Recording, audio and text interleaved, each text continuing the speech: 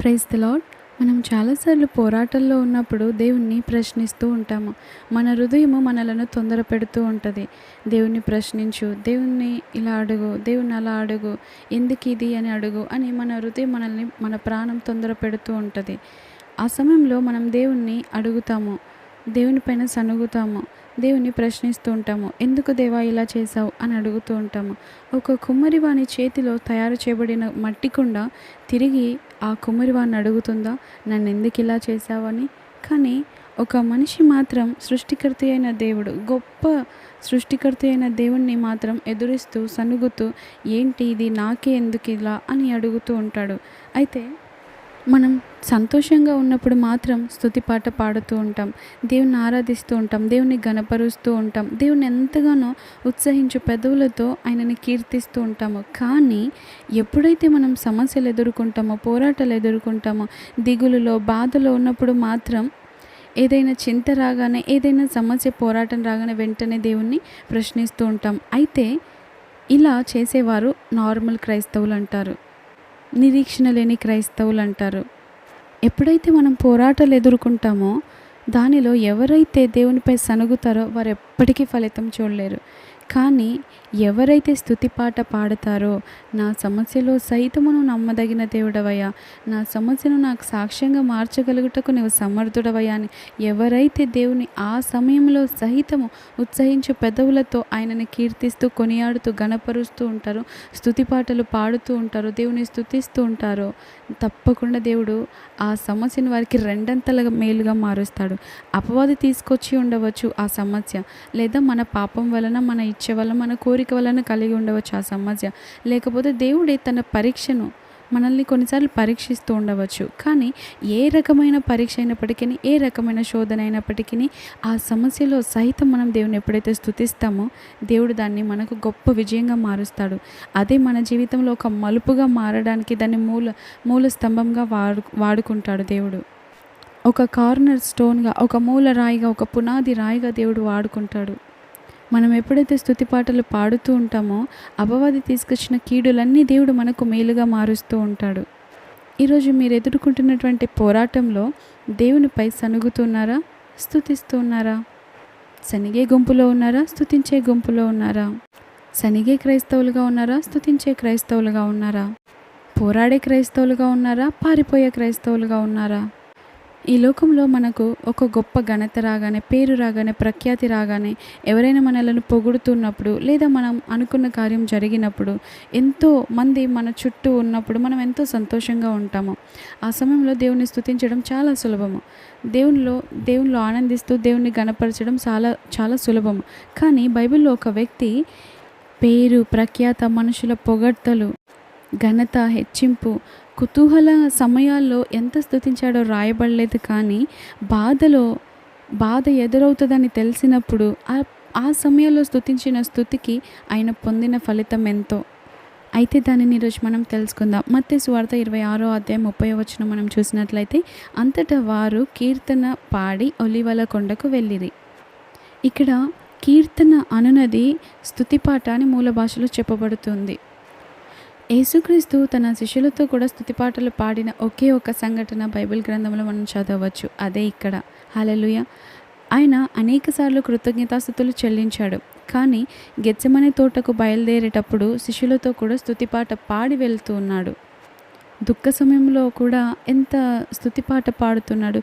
రాత్రివేళ చీకటి ఆవరించిన గడియలో ఆయన తండ్రిని స్తుతిపాటతో ఘనపరిచి మనకు ఒక గొప్ప మాదిరి చూపించాడు.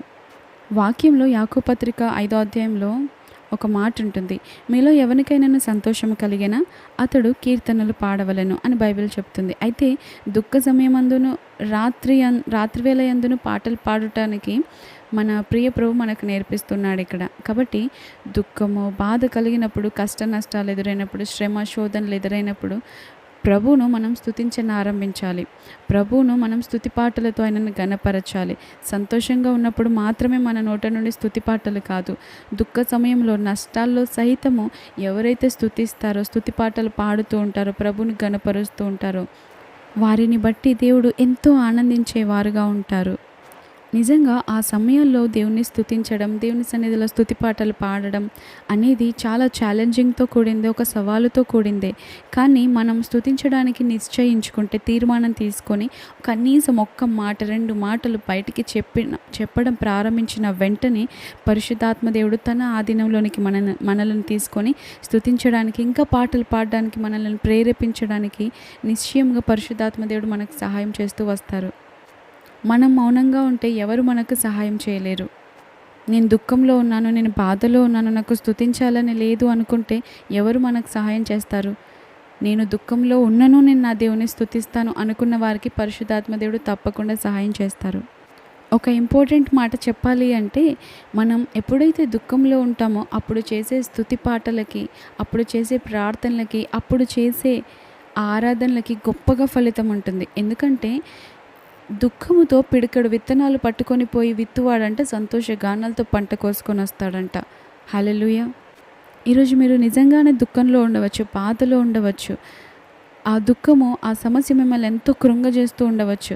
కానీ దానిలో సహితము దేవుని ప్రశ్నించకుండా, అయ్యా నువ్వు సమస్తం సమకూర్చి మేలు కలుగుటకే జరిగిస్తావు అని ఎవరైతే దేవుని స్తుతిస్తూ ఉంటారో, ఘనపరుస్తూ ఉంటారో, పాటలు పాడుతూ ఉంటారో, మహింపరుస్తూ ఉంటారో, ఆరాధిస్తూ ఉంటారో, కీర్తిస్తూ ఘనపరుస్తూ ఉంటారో, ఆయన సన్నిధిలో సమయాన్ని వెచ్చిస్తూ ఉంటారో, మనం నిజానికి సమస్య రాగానే ఈ లోకంలో మనుషులను ఆశ్రయిస్తూ ఉంటాము. ఎవరితోనైనా చెప్పుకుంటే సమస్య తీరిపోతుంది, తగ్గిపోతుంది అని ఎవరితోనైనా పంచుకోవడానికి మనుషులను వెతుకుతూ ఉంటాము. ఫోన్ కాల్స్ ఎవరికైనా చేస్తూ ఉంటాము. ఆ వ్యక్తితో చెప్తే సమస్య తీరుతుందేమో, ఈ వ్యక్తితో పంచుకుంటే భారం తగ్గుతుందేమో, వీరితో పంచుకుంటే నాకు ఆదరణ కలుగుతుందేమో అని అక్కడ ఆ మనిషి, ఈ మనిషి అని అంతా వెతుకుతూ ఉంటాము. కానీ నిజమైన ఆదరణను ఇచ్చే దేవుని దగ్గరికి రాలేకపోతూ ఉంటాము. మన దుఃఖంలో ప్రభువును మనం ఎప్పుడైతే స్తుతిస్తూ ఉంటామో మన హృదయ భారములు, సమస్యలు మంచు వలె తొలగిపోతూ ఉంటాయి. సూర్యుని వేడికి మంచు కరిగిపోయినట్లుగా మన ప్రతి సమస్య ఒక్కొక్కటిగా తీరిపోతూ ఉంటుంది మనం స్తుతిస్తూ ఉన్నప్పుడు. యేసుక్రీస్తు ప్రభువారి యొక్క జీవితాన్ని మనం పరిశీలించి చూసినట్లయితే ఆయన బాప్తిస్మం పొందిన సమయంలో సంతోషకరమైన సమయం అది. ఆకాశం తెరవబడ్డది, దేవుని ఆత్మ పావురం వలె దిగి వచ్చింది. అంత మాత్రమే కాదు, దేవుడే స్వయంగా ఈయన నా ప్రియ కుమారుడు, ఈయనందు నేను ఆనందించుచున్నాను అన్నప్పుడు అది తండ్రి ఇచ్చిన సాక్ష్యం. అయినా కూడా ఆ సమయంలో ఆయన స్తుతిపాట పాడలేదు. అంత మాత్రమే కాదు, రూపాంతరపు కొండలో తన శిష్యుల ఎదుట యేసు రూపాంతరం చెందుతాడు కదా, అక్కడ ఆయన ముఖము సూర్యుని వలె ప్రకాశించిందంట. ఆయన వస్త్రము వెలుగు వలె అయిందంట.